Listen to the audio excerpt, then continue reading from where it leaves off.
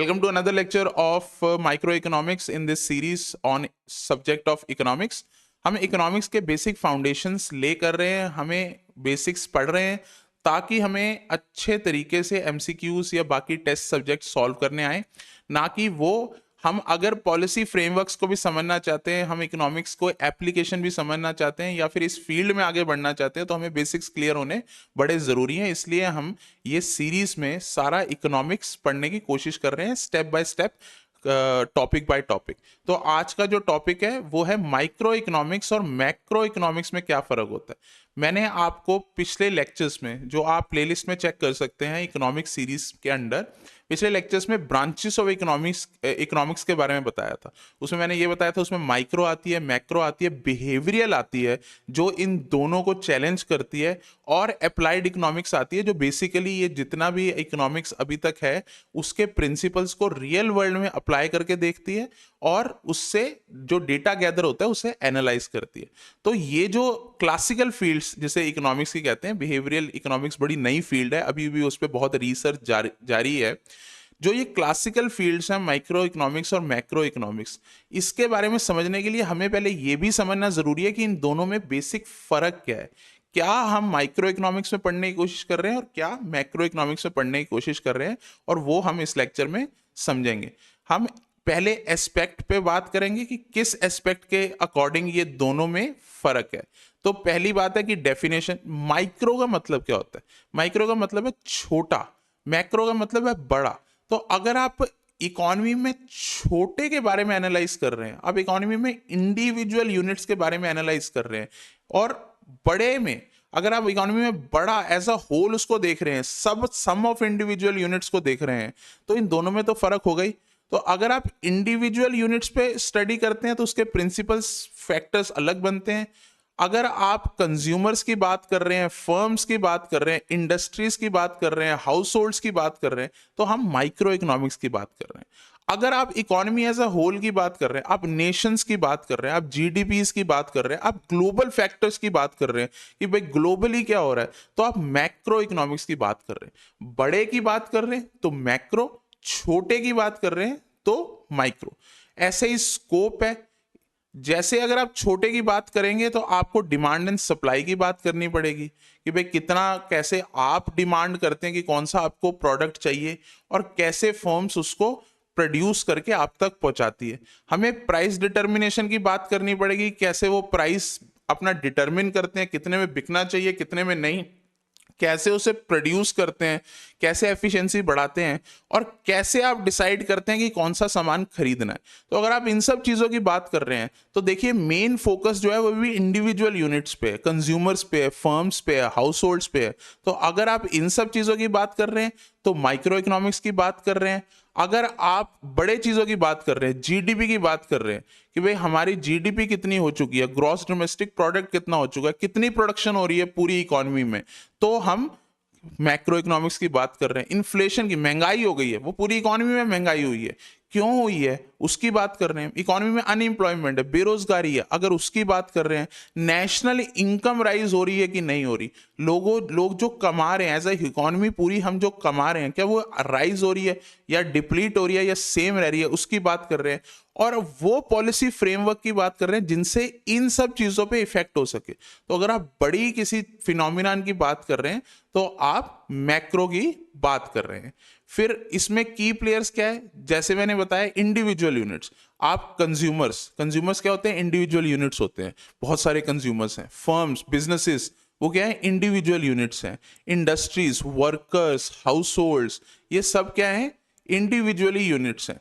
तो अगर आप इन सब की बात कर रहे हैं तो आप माइक्रो इकोनॉमिक्स की बात कर रहे हैं। अब आप बड़ी चीजों की बात कर रहे हैं, भाई एक नेशन की गवर्नमेंट है, वो पूरे नेशन के बारे में सोच रही है, उसके सेंट्रल बैंक्स हैं, जैसे हमारे यहाँ आरबीआई होता है, सेंट्रल बैंक्स हैं, तो वो उसकी बात कर रहे हैं, तो नेशन की बात हो रही है। पॉलिसी मेकर्स की बात कर रहे हैं, अब हमारे यहाँ नीति आयोग आ चुका है, पहले उससे प्लानिंग कमीशन होता था।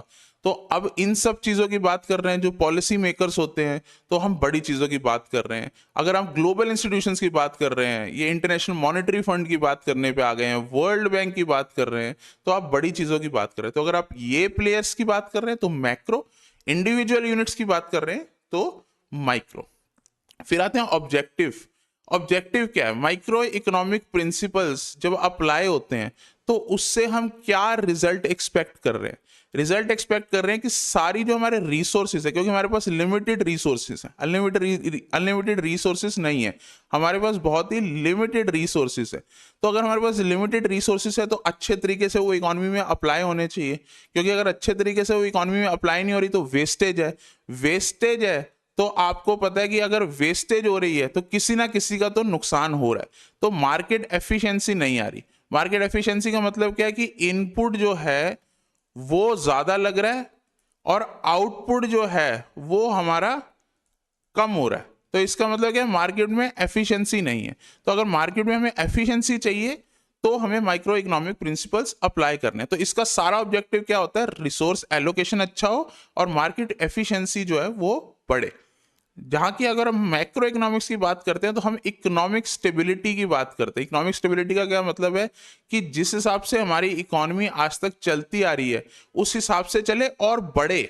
ऐसा ना हो कि भाई कभी हम अमीर हो रहे हैं, कभी कंट्री में टर्मोइल आ गया है।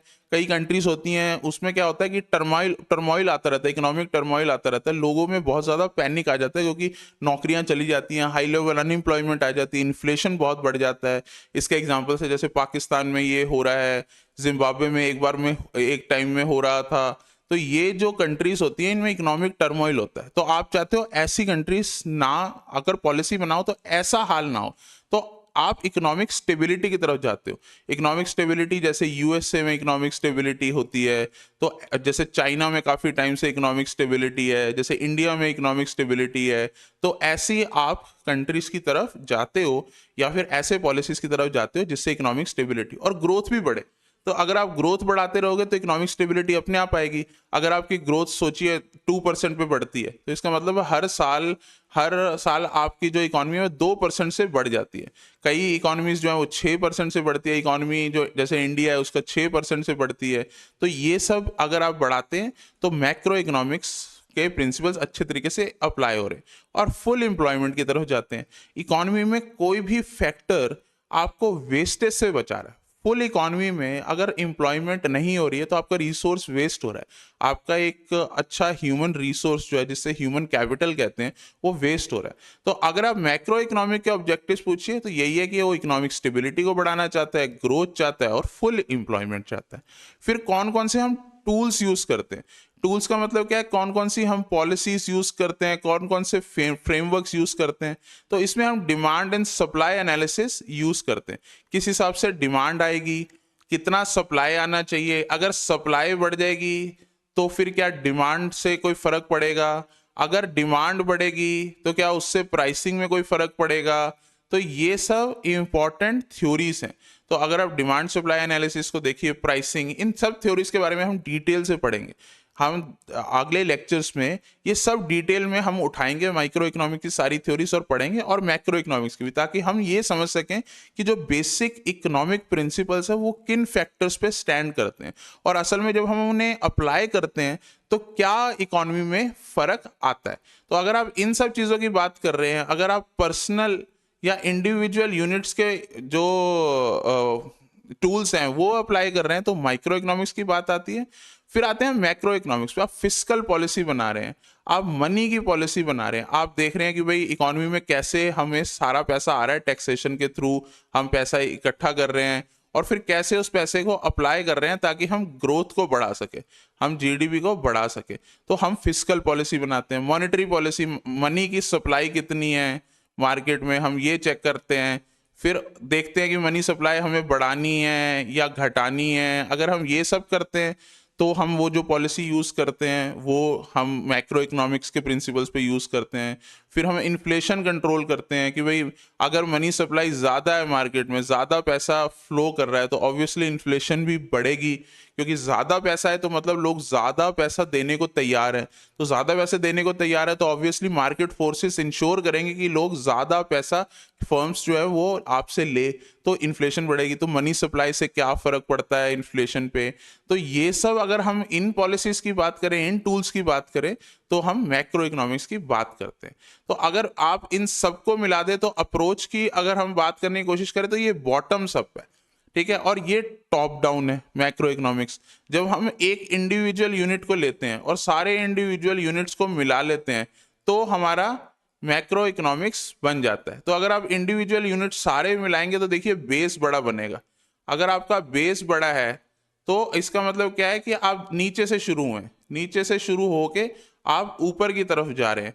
तो नीचे से शुरू हो रहे हैं तो इसका मतलब क्या है, बॉटम्स अप अप्रोच है। पहले हम इंडिविजुअल यूनिट की बात कर रहे हैं और फिर जब वो सारे इंडिविजुअल यूनिट मिलते जा रहे हैं फिर हम ऊपर जा रहे हैं। इसका मतलब ये टॉप डाउन अप्रोच का क्या मतलब होता है कि ऊपर से हमने कोई पॉलिसी बनाई है, ऊपर से हमने सोची एक फिस्कल पॉलिसी बना दी है, वो अब ट्रिकल डाउन कर रही है, अब नीचे तक जा रही है। इसको भी आखिरी जो फैक्टर है उससे भी फर्क पड़ रहा है ऊपर की पॉलिसी बनने का।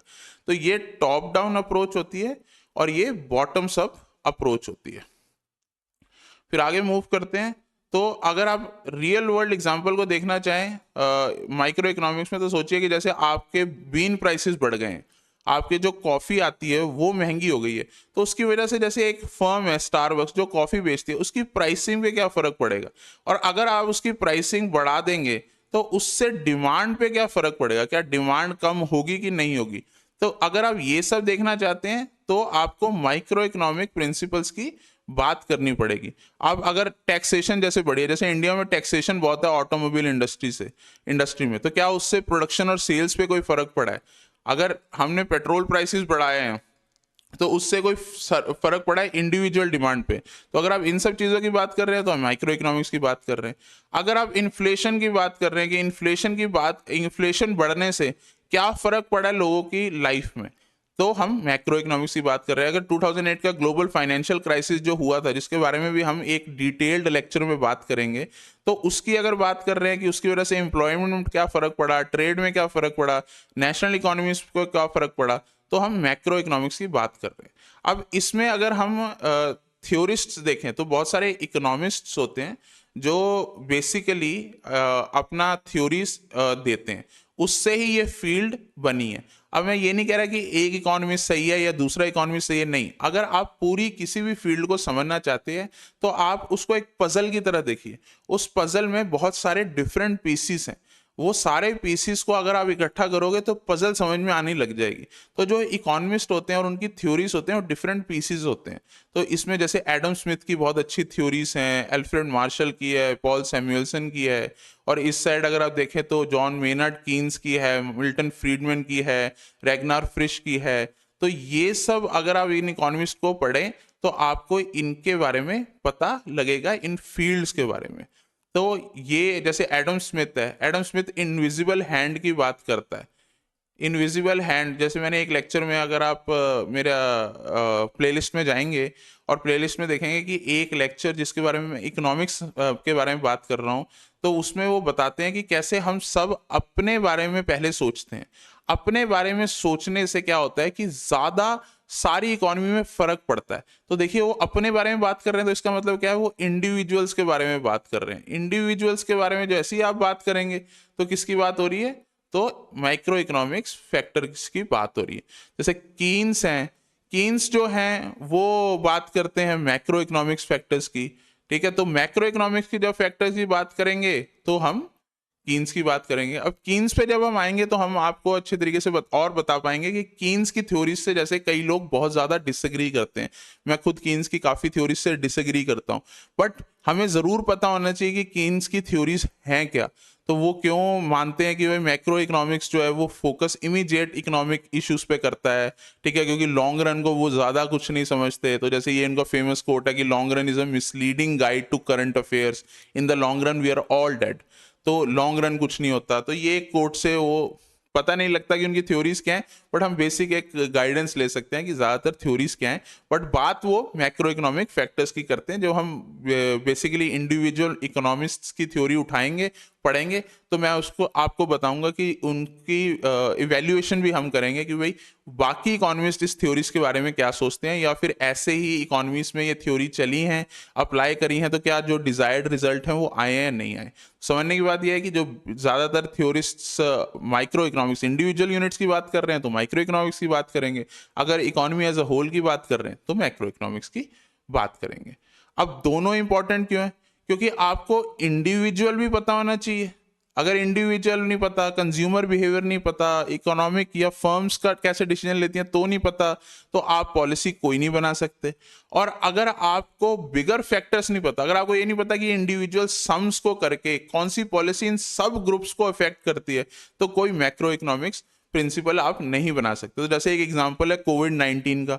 अब कोविड-19 में ऐसा भी हो रहा था कि भाई माइक्रो इकोनॉमिकली लोग इफेक्ट हो रहे थे कि भाई बिजनेसेस बंद हो रहे थे, लोग पैसा नहीं खर्च पा रहे थे, वो घर से नहीं निकल पा रहे थे, और मैक्रो इकोनॉमिक कॉन्सिक्वेंसेस भी हो रहे थे कि भाई इकोनॉमीज में स्लो डाउन आ गया था क्योंकि प्रोडक्शन ही नहीं हो रही थी, लोग सामान ही नहीं खरीद रहे थे, रिसेशंस आ गए थे, गवर्नमेंट को पैसे खुद खर्च करने पड़े थे, उससे क्या फर्क पड़ा था। तो अगर आप दोनों चीजों को समझेंगे तो कोई भी एक बिगर फिनोमिना जो है वो अच्छे तरीके से उसको समझ पाएंगे। और आखिर में क्या हमने पता लगाया कि अगर हम इंडिविजुअल्स की बात कर रहे हैं, अगर हम इंडिविजुअल्स, बिजनेस और इन सब की बात कर रहे हैं तो माइक्रो इकोनॉमिक्स की बात कर रहे हैं, और अगर हम नेशंस की बात कर रहे हैं, ग्लोबल इकोनॉमिक ट्रेंड्स की बात कर रहे हैं, तो हम मैक्रो की बात कर रहे हैं। पर समझने वाली बात यह है कि दोनों जो है वो इंटरकनेक्टेड है, इंटरडिपेंडेंट है। One doesn't work without the other. तो अगर आप इंडिविजुअल्स की बात करेंगे तब भी अगर आप उनका सम करेंगे तो बड़ी चीज बन जाएगी, अगर आप बड़ा कोई अप्लाई करेंगे पॉलिसी तो इंडिविजुअल्स तक उसका इफेक्ट आएगा। तो इंटरडिपेंडेंट चलती है। तो जैसे कहते हैं कि भाई अगर आप सोचिए, एनालॉजी है कि अगर आप सोचिए कि माइक्रो इकोनॉमिक्स ऐसे बिहेवियर को स्टडी करना है एक फिश के, एक पॉन्ड पे। अगर एक तालाब में एक मछली है, अगर आप उसके बिहेवियर को समझने की कोशिश कर रहे हैं तो माइक्रो इकोनॉमिक्स समझ रहे हैं, और अगर आप पूरे तालाब में बाकी मछलियों के बारे में भी सोच रहे हैं, पूरे तालाब के इकोसिस्टम के बारे में सोच रहे हैं, तो मैक्रो इकोनॉमिक्स के बारे में हम सोच रहे हैं। तो ये बेसिकली इन दोनों में फर्क होता है और कैसे इनकी यही इंटरडिपेंडेंसी भी है। अब अगर आपको इनका डिफरेंस और सिमिलैरिटीज के बारे में थोड़ा थोड़ा पता लग गया तो अगले लेक्चर्स में हम माइक्रो इकोनॉमिक्स के बारे में भी पढ़ेंगे, मैक्रो के बारे में भी पढ़ेंगे, और अलग ब्रांचेस जो हैं, जो बिहेवियरल है या फिर अप्लाइड इकोनॉमिक्स है, उनके बारे में भी पढ़ेंगे। हम हर टॉपिक को डिटेल में डिस्कस करने की कोशिश करेंगे।